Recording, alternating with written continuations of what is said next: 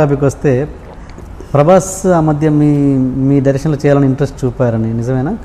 అసలు లేదు. నేను ఎప్పుడు తెలుగులో ఏ హీరోయిన్ కూడా నేను ఎప్పుడు సినిమా మీరు కాదు, నేను అడగలేదు, ఎవరు అడగలేదు.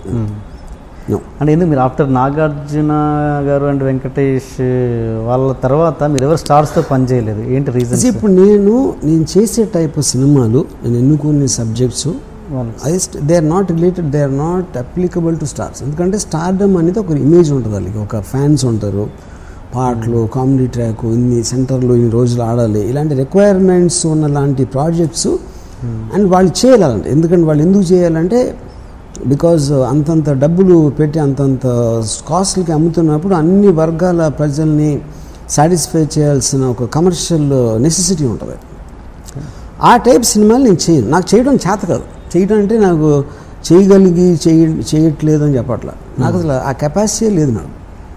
అంటే తెలుగు వరకు అంటారా? హిందీలో ఎక్కడైనా సరే, ఎక్కడైనా ఆ టైప్ సినిమాలు నేను చేయలేను. మరి హిందీలో మీరు స్టార్స్ చేశారు, అజయ్ దేవ్గన్తో చేసాను. కానీ అజయ్ దేవ్గన్తో కూడా ఎలాంటివి చేశాను? కంపెనీ, భూత్, ఇక్కడ అన్ని out of the box films అయ్యి, దే నాట్ కమర్షియల్లీ డిజైన్.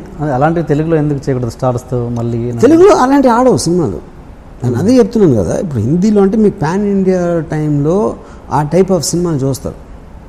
తెలుగులో మీరు ప్రభాస్ని పెట్టి భూతు అలాంటి సినిమా తీస్తే ఇట్స్ ఇంపాసిబుల్. ఎలా వర్కౌట్ అవుతుంది? రక్త చరిత్ర నడిచిందిగా, సూర్యాన్ని పెడితే స్టార్. అదే చెప్తున్నా, రక్త చరిత్ర అనేది మీకు అసలు ఇమేజ్ లేని మనుషులు ఒక రానెస్ తోటి ఉంది.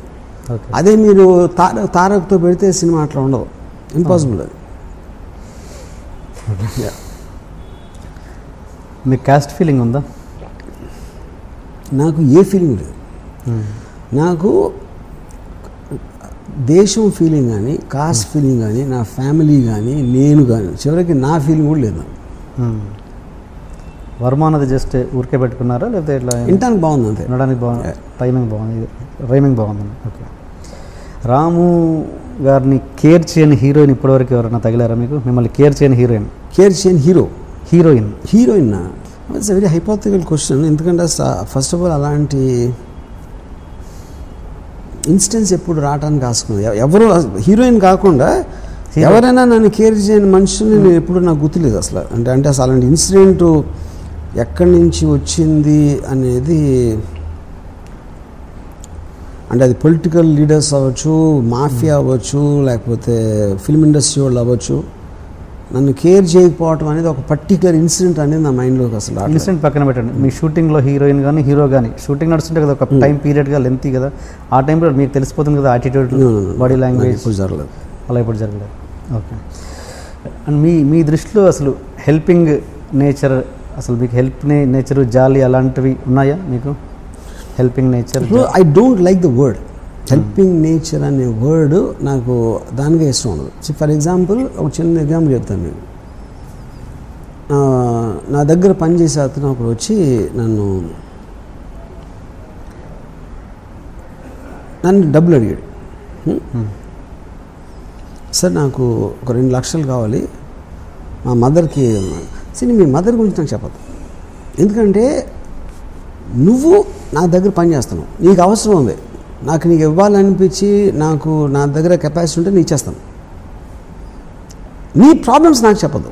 నువ్వు చెప్పిన అరే అవునా అలాగా అనేది అలాంటి దాంట్లో నేను అసలు వెళ్ళను అసలు ఇప్పుడు ఆ జోన్లోకి. సిమిలర్గా నాకు ఎప్పుడన్నా జ్వరం వస్తే నేను అసలు ఎవరు ఇంటికి రాను ఉన్నాను.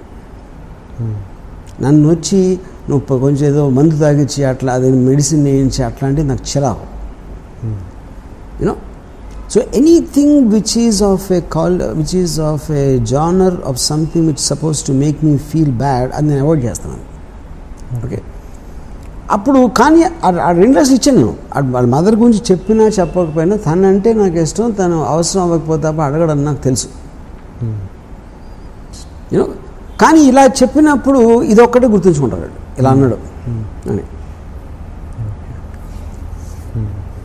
సో అప్పుడు హెల్ప్ అనేది ఇప్పుడు ఇందాక ఒకసారి చెప్పాను, నేను అసలు మనీ ఎప్పుడు నేను డీల్ చేయను ఎప్పుడు అసలు మనీతోటి.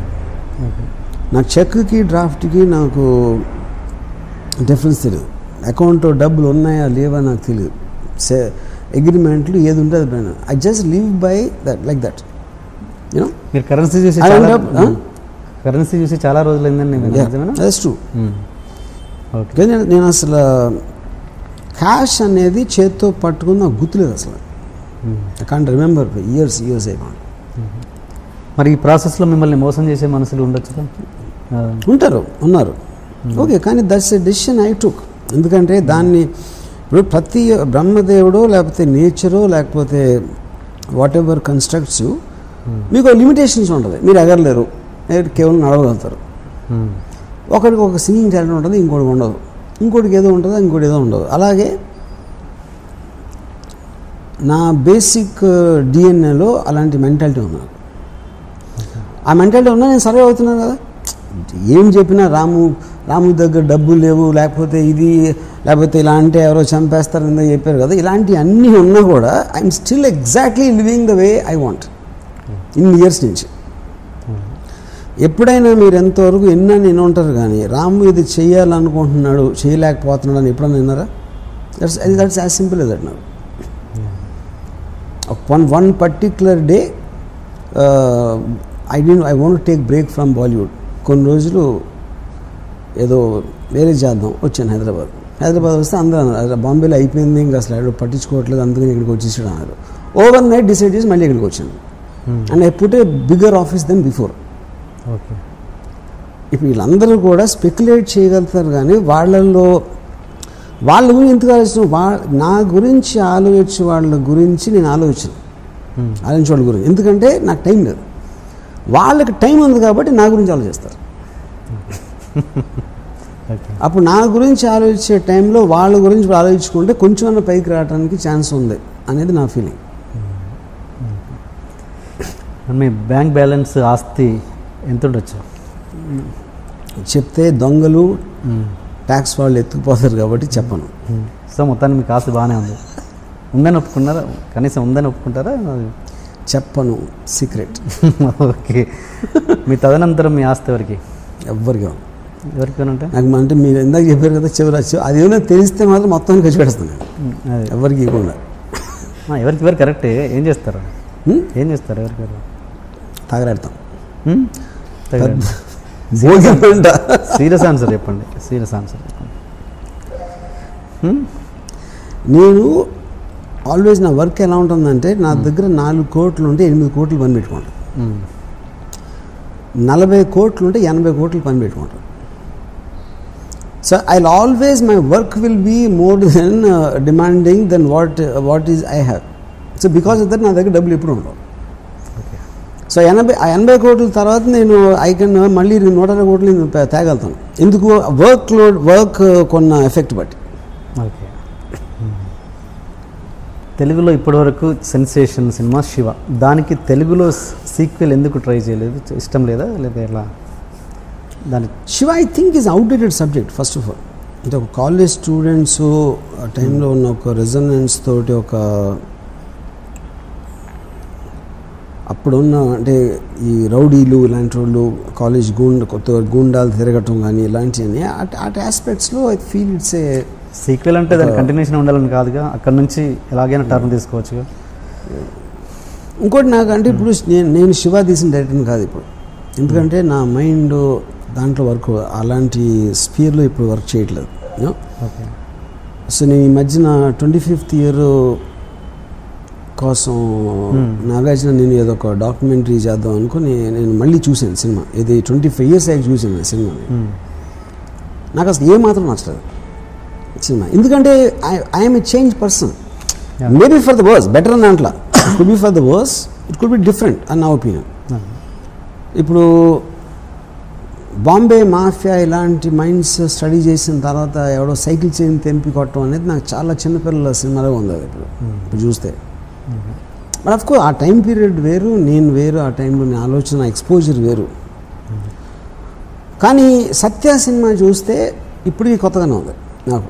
ఈ మధ్యన చూశాను మళ్ళీ, అంటే నియర్లీ 12 years 18 years తర్వాత. శివ నాకు చాలా ఓల్డ్ ఫ్యాషన్ ఉంది, ఎందుకంటే సత్య బికాజ్ మీకు క్యారెక్టర్స్ రిలేషన్షిప్ బేస్ కాబట్టి దానికి ఏజ్ ఉండదు. శివ ఏమో వెరీ స్ట్రక్చరల్ డిజైన్ ఫిల్మ్, అది ఎఫెక్ట్ కోసం డిజైన్ చేసిన సినిమా అది యాక్చువల్గా. కటింగ్ పాయింట్స్, బ్యాక్గ్రౌండ్ మ్యూజిక్, చేజు ఇలాంటివన్నీ. It is not a realistic film, just atmosphere వలన మీకు ఒక రియలిస్టిక్ ఫీలింగ్ ఉంటుంది దాంట్లో. మీరు మామూలుగా సినిమాని ఒక క్యాల్కులేషన్ పెట్టుకొని తీస్తారా, లేకపోతే మీకు నచ్చిన థాట్ నచ్చిన థాటే తీస్తాను. లెక్కలు, బిజినెస్ లెక్కలు